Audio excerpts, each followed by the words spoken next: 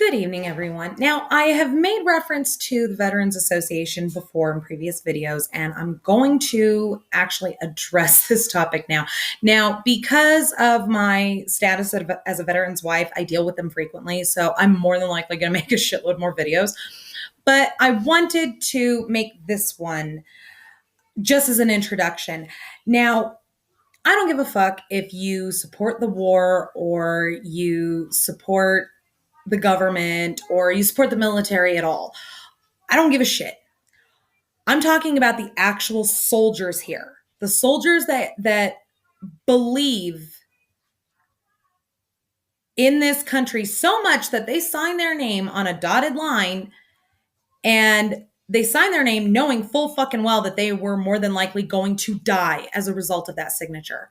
So I don't care if you have a thing against the military. Personally, if you have a thing against the military, chances are you're a pussy. So, that's where we stand on that one. So here's my issue. My husband is a 100% disability rated veteran. And he receives all of his health care from the VA medical people. I deal a lot with his doctors and I deal a lot with his treatment. And my husband was diagnosed with PTSD and bipolar 2 disorder. Now, I will probably make a future video regarding those kinds of disorders just because I feel the need to sort of, put some information out there that I don't think a whole lot of people know about. But we'll deal with that later. But see, my issue with VA is this. My husband was remanded to the Walter Reed Medical Center in Washington, D.C. Those of you who are veterans know what that means. At Walter Reed Medical Center, over the course of 1 year, mind you, that's 12 fucking months. My husband was subjected to 14 in the course of a year, 14 electroshock therapy treatments. That's right. That treatment that you see in horror movies that are set in insane asylums where they strap the guy down to a fucking table and then attach electrodes to his head and go, they still do that. I thought that shit went out with the 40s until I met my husband. Are you fucking kidding me, people? Oh.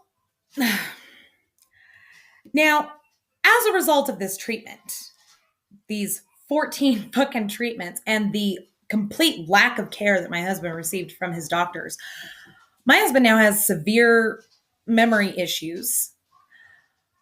His bipolar disorder is worse. And, basically they rated him at 100%. And I personally think that they did that because they knew they fucked up. Now, as a result of that, my husband has to deal with a lot of treatments and, he's basically got a whole fucking medical team through the VA. Here's where my issue is there. The VA is severely understaffed. The few staff that they have generally are dickheads. They're strictly there to get a paycheck. They don't give a fuck about their patients. The nurses are awesome.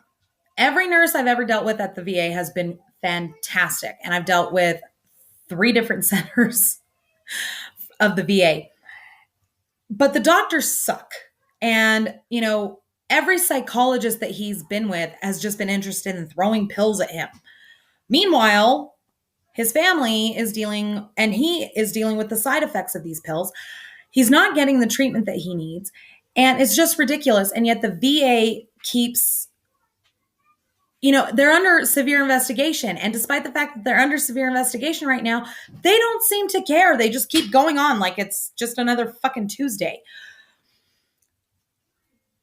The point of all that is this.